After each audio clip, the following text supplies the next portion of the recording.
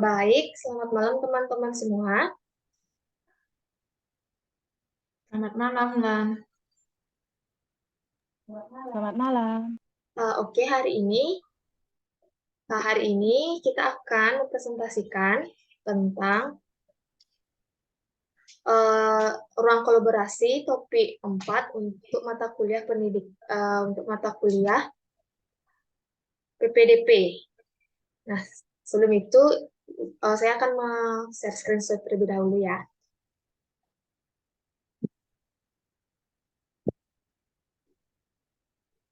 Apakah share screen terlihat? Sudah.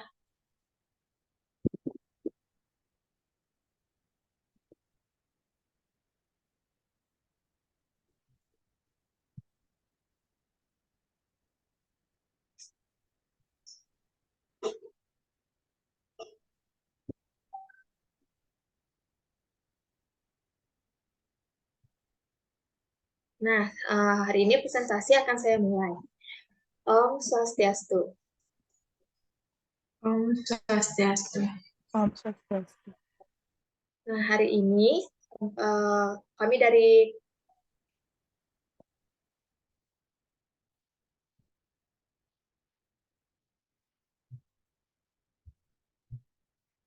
kita akan mempresentasikan tentang ruang kolaborasi topik 4. Nah, untuk yang pertama,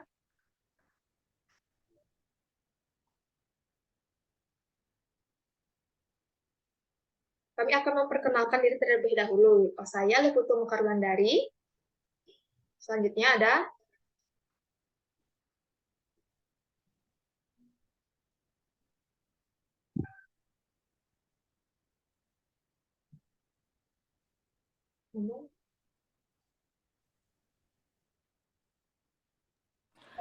Sebelumnya, perkenalkan nama saya Nimade Sinta Swastini. Baik, perkenalkan nama saya Niwayan Anissa Rianti. Nah, baik. Selanjutnya, kita langsung ke topik kita hari ini ya. Untuk yang pertama itu, di ruang kolaborasi kan ada 8 pertanyaan. Nah, di sini kami akan mempresentasikan jawaban yang telah kami buat sebelumnya. Untuk yang pertanyaan pertama ada, apa yang dimaksud dengan teaching at the right level? Sebelum itu, apakah ada yang mau menjawab pertanyaannya?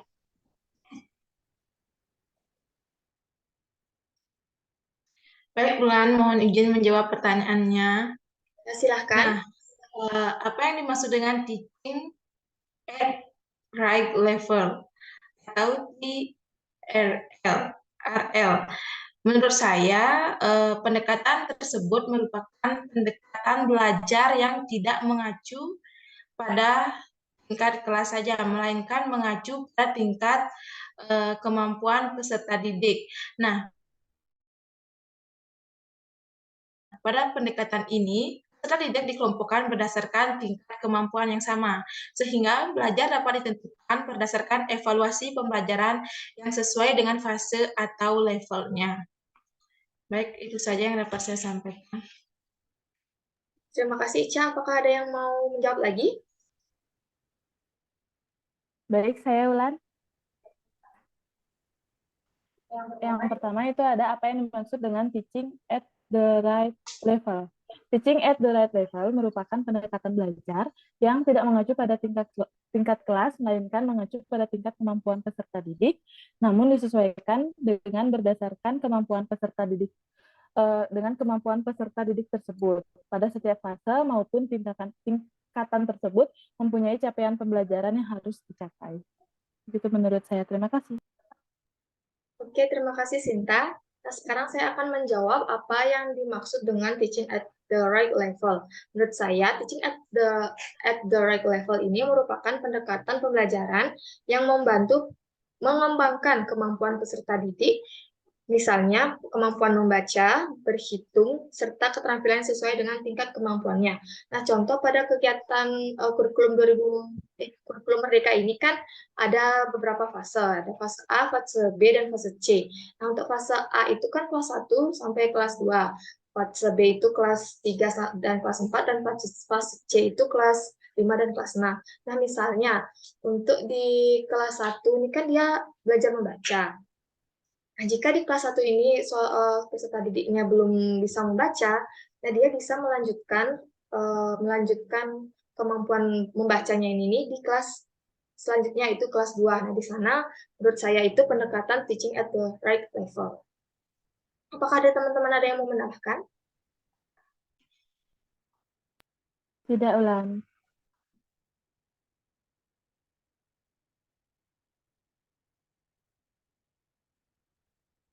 Nah, kita akan lanjut ke soal nomor 2. Mengapa capaian pembelajaran dirumuskan per fase? Silahkan, ada yang mau menjawab?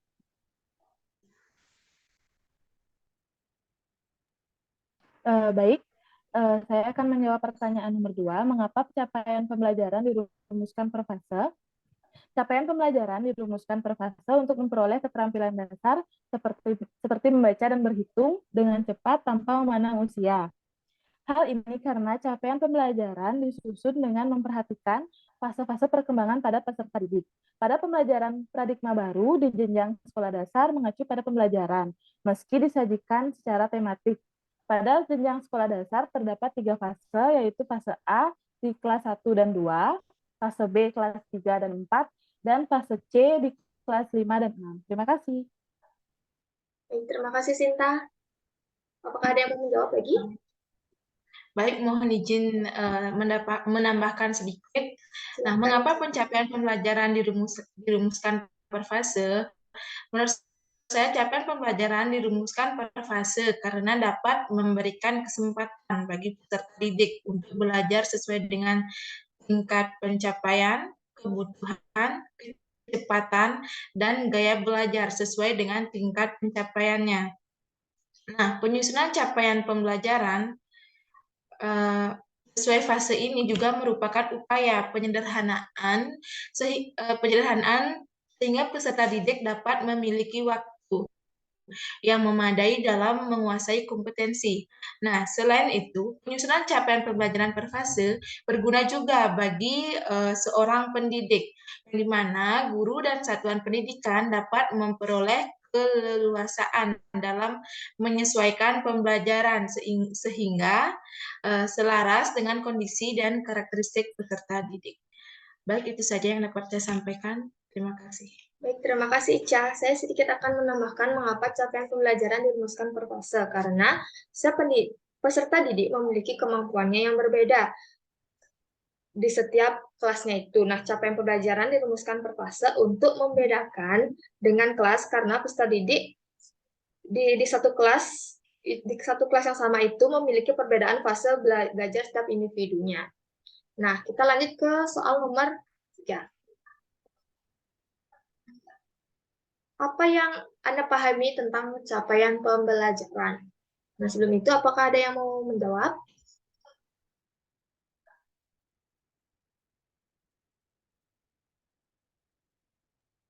Nah, sebelumnya saya akan menjawab apa yang dipahami tentang capaian pembelajaran. Capaian pembelajaran adalah kompetensi yang harus dicapai oleh peserta didik pada setiap mata pelajaran di setiap fase perkembangan. Capaian pembelajaran mencakup sekumpulan kompetensi dan lingkup materi yang disusun secara komprehensif dalam bentuk narasi. Apakah ada yang mau menambahkan?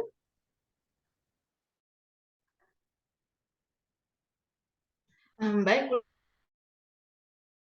Bulan, saya izin menambahkan sedikit. Nah, yang saya pahami mengenai capaian pembelajaran tersebut, nah, capaian pembelajaran sering juga disebut dengan learning outcomes yang di dalamnya mengandung ungkapan tujuan pembelajaran, pernyataan tentang apa yang diharapkan untuk diketahui, dipahami, dan dikerjakan oleh peserta didik setelah menyelesaikan proses belajar. Nah, di mana capaian pembelajaran dapat diperoleh melalui internalisasi peserta didik. Capaian pembelajaran menunjukkan kemajuan belajar yang digambarkan secara vertikal dari satu tingkat ke tingkat yang lain, serta dapat juga dengan didokumentasikan dalam suatu kerangka kualifikasi. Nah, jadi capaian pembelajaran harus disertai dengan kriteria penilaian yang tepat, yang dapat digunakan untuk menilai bahwa hasil pembelajaran yang diharapkan telah tercapai. Baik, itu saja yang dapat saya sampaikan. Terima kasih, Ica. Apakah ada yang mau menambahkan lagi? Sama-sama. Saya izin menambahkan ya, Bulan. Tadi saya setuju dengan pendapat Ulan dan Anissa, yaitu capaian pembelajaran merupakan kompetensi pembelajaran yang harus dicapai oleh peserta didik pada setiap fasenya. Pada pembelajaran paradigma baru, capaian pembelajaran terintegrasi antara pengetahuan, keterampilan, dan sikap. Terima kasih. Terima kasih untuk teman-teman semua. Saya lanjut ke soal nomor 4. Nomor 4 itu soalnya mengapa perlu capaian pembelajaran. Apakah ada yang mau menjawab dulu? Baik, Ulan, saya mohon izin menjawab terlebih dahulu. Nah, mengapa perlu capaian pembelajaran? Capaian pembelajaran merupakan kompetensi minimum yang harus dicapai peserta didik untuk setiap mata pelajaran. Nah, capaian pembelajaran dirancang untuk terus menguatkan pembelajaran yang fokus pada pengembangan kompetensi. Capaian pembelajaran diperlukan untuk menentukan tingkat kerangka kualifikasi, menetapkan standar kualifikasi, menjelaskan program dan kursus, mengarahkan kurikulum, dan menentukan penilaian. Jadi, capaian pembelajaran tersebut merupakan acuan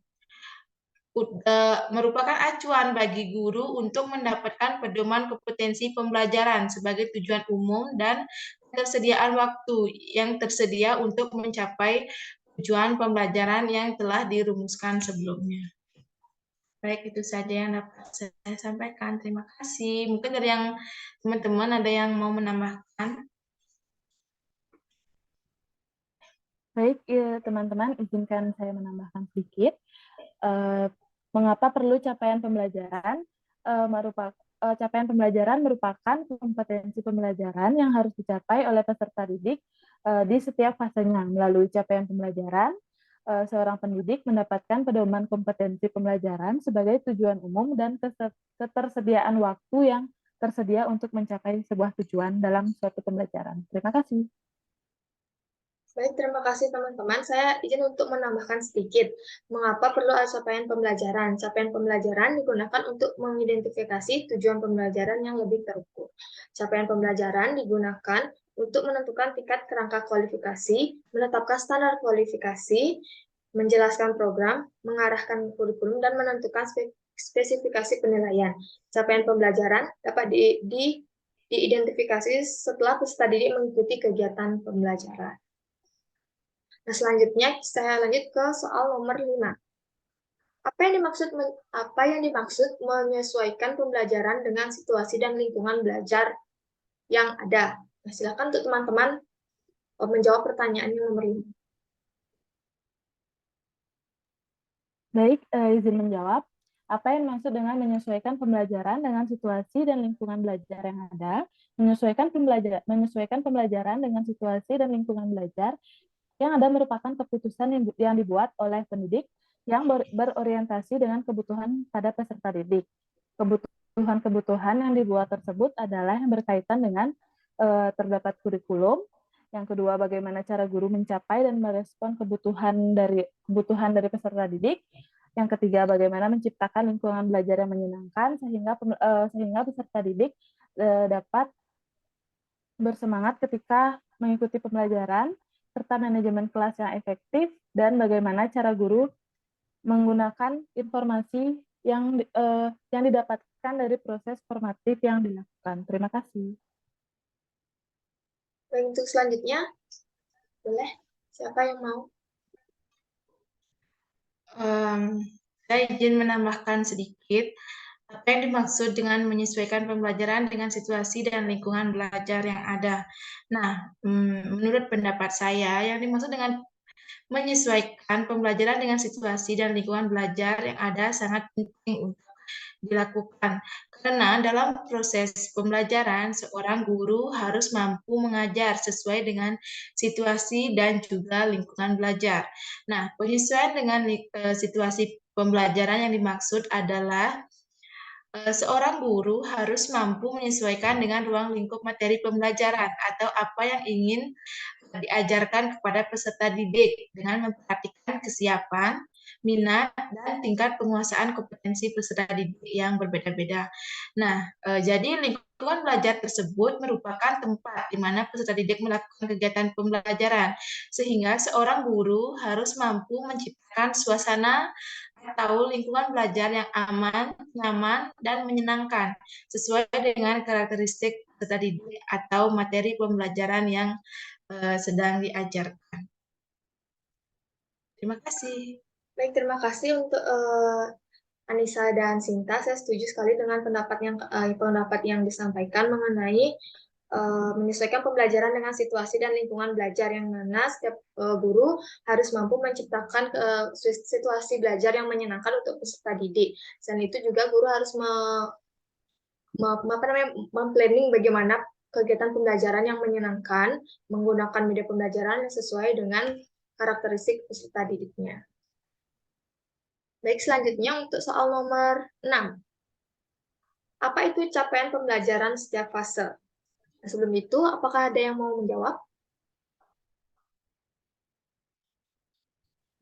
Nah, saya akan menjawab apa itu capaian pembelajaran setiap fase. Menurut saya, capaian pembelajaran setiap fase yaitu capaian pembelajaran yang harus dicapai oleh peserta didik di setiap fasenya. Capaian pembelajaran setiap fase membedakan dengan kelas karena peserta didik di satu kelas memiliki fase pembelajaran yang berbeda. Nah, untuk teman-teman, apakah ada yang ingin menambahkan? Izin menambahkan, Bulan. Capaian pembelajaran, apa itu capaian pembelajaran di setiap fase? Merupakan kompetensi pembelajaran yang harus dicapai oleh setiap peserta didik pada setiap fase perkembangannya. Capaian pembelajaran mencakup sekumpulan kompetensi dan lingkup materi yang disusun secara komprehensif dalam bentuk narasi. Terdapat 3 fase, yaitu untuk pada peserta didik, yaitu fase A di kelas 1 dan 2, fase B kelas 3 dan 4, dan fase C di kelas 5 dan 6. Terima kasih. Baik, saya sangat setuju dengan pendapat teman-teman. Di sini saya ingin menambahkan sedikit tentang apa yang dimaksud dengan capaian pembelajaran di setiap fase. Nah, capaian pembelajaran setiap fase merupakan kompetensi yang dapat diketahui, dipahami, dan dikerjakan oleh peserta didik setelah peserta didik melewati satu fase perkembangan. Satu fase perkembangan kognitif, di mana setiap satu fase perkembangan kognitif tersebut berlangsung selama 3 tahun. Baik, itu saja yang dapat saya sampaikan. Baik, terima kasih teman-teman. Saya lanjut ke soal nomor 7. Soal nomor 7, bagaimana cara membuat capaian pembelajaran? Sebelum itu, dari teman-teman, apakah ada yang mau menjawab?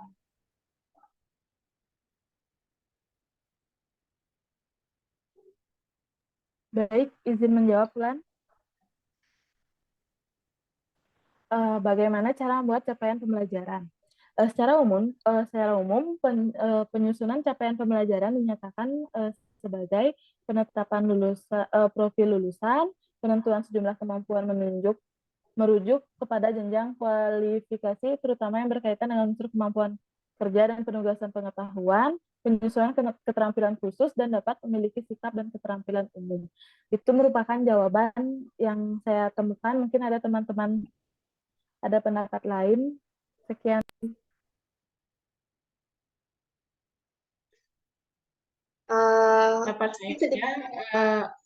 Pendapat saya sama seperti Sinta.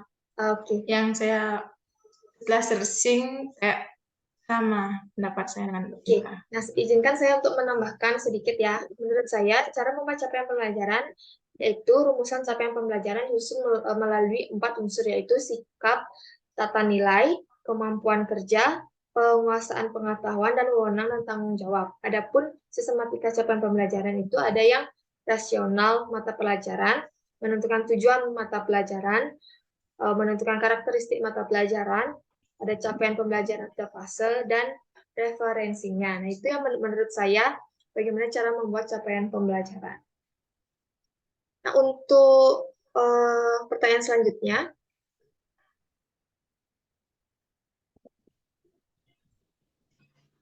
itu soal selanjutnya itu bagaimana cara menggunakan capaian pembelajaran dengan prinsip pembelajaran. Apakah dari teman-teman ada yang mau menjawab dulu? Baik, Ulan, saya izin mencoba menjawab. Nah, bagaimana cara menggunakan capaian pembelajaran dengan prinsip pembelajaran? Nah, menurut saya, prinsip pembelajaran pertama mempertimbangkan tahap perkembangan, tingkat pencapaian, kebutuhan belajar, dan mencerminkan karakteristik peserta didik. Yang kedua yaitu prinsip pembelajaran yang kedua dirancang dan dilaksanakan untuk membangun kapasitas peserta didik. Prinsip ketiga yaitu pembelajar mendukung proses perkembangan kompetensi dan karakteristik peserta didik secara holistik. Yang keempat, prinsip pembelajaran yaitu relevan. Nah, di mana guru merancang pembelajaran dengan memperhatikan kodrat alam dan kodrat zaman peserta didik. Yang terakhir yaitu pembelajaran berorientasi pada pemikiran berkelanjutan bagi peserta didik. Dalam melaksanakan capaian pembelajaran, guru memberikan motivasi belajar pada setiap proses pembelajaran yang berlangsung. Terima kasih.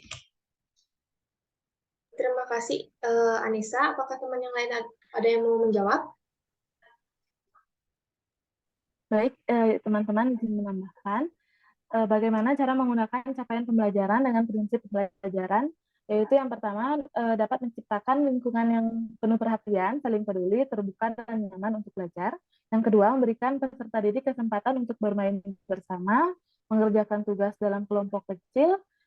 Melalui hal-hal tersebut, peserta didik dapat belajar bahwa kelebihan dan minatnya berpengaruh terhadap kelompoknya. Yang ketiga, menggunakan metode mengajar yang dapat menarik perhatian peserta didik. Dan yang keempat, kembangkan kemampuan anak untuk bertanggung jawab dan mengatur diri, serta berikanlah perhatian dan dukungan dalam berbagai bentuk seperti pujian dan kedekatan fisik. Terima kasih. Baik, terima kasih atas jawabannya. Saya akan menambahkan sedikit.